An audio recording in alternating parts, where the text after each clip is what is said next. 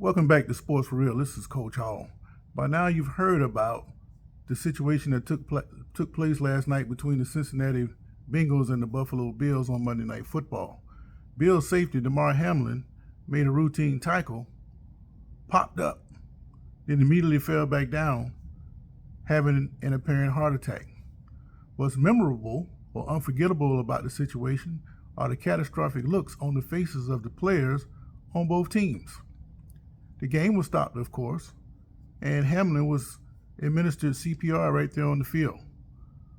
For someone to get CPR, that lets you know right then that they were either dying or their heart had stopped. Very, very rare to see on the football field. Now, the interesting thing about it, the hit seemed to be routine. But when you think about the views, it looks like the receiver's shoulder barreled into Hamlin's chest as he was making the tackle, causing the impact there. Now, I've often thought about that myself as a player. You know, you got a beating heart and this elevated heart rate, and all of a sudden you crash into somebody, and what kind of damage could that possibly do to the heart?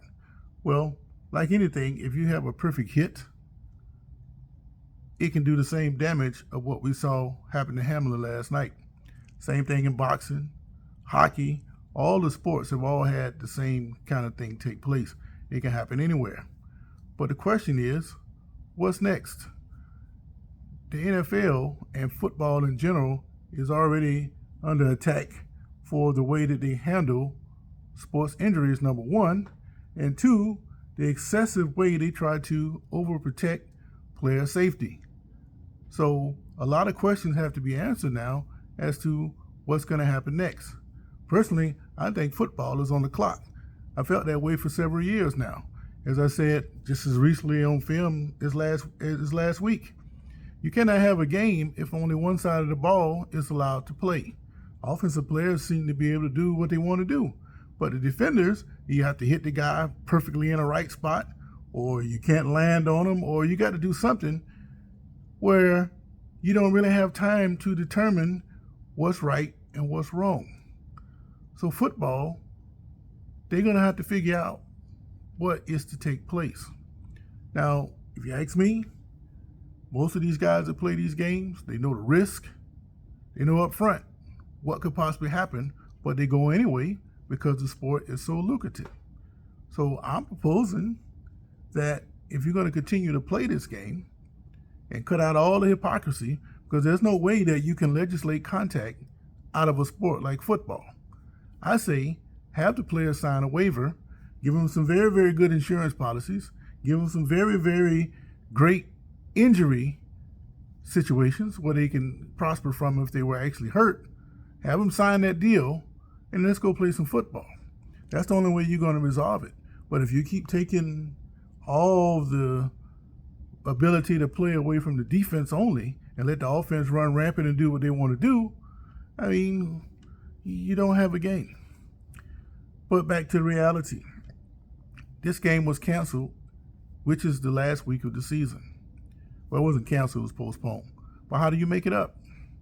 Right now, the Bills and the Bengals are very important factors into what's going to take place with the playoffs, which are scheduled to begin next week. The Bills currently hold the number one seed in the AFC. Had they won the game, maybe they could have sat out their players this weekend and coast on with the number one seed because they have the tiebreaker over the Chiefs. The Bengals, had they won the game last night, then they would have won the North. Coupled with Pittsburgh's victory over Baltimore. But now if this game is canceled or doesn't count, that makes next week's game with Baltimore for all the marbles in the AFC North. So a lot of questions have to be answered in a very short time. The only thing I can see happening is cancel the playoffs for next week and push them back. You got a 2-week window between the Super Bowl and the championship games, so you can just have 1 week between the championship games like you've done before. So it's not like it hasn't been done before, but that's the only way I see that you're going to be able to do it. Otherwise, you may have to give both teams a tie or some kind of exemption or freeze their position from where they were and go from there. That's the only way I see that you're going to be able to resolve this situation.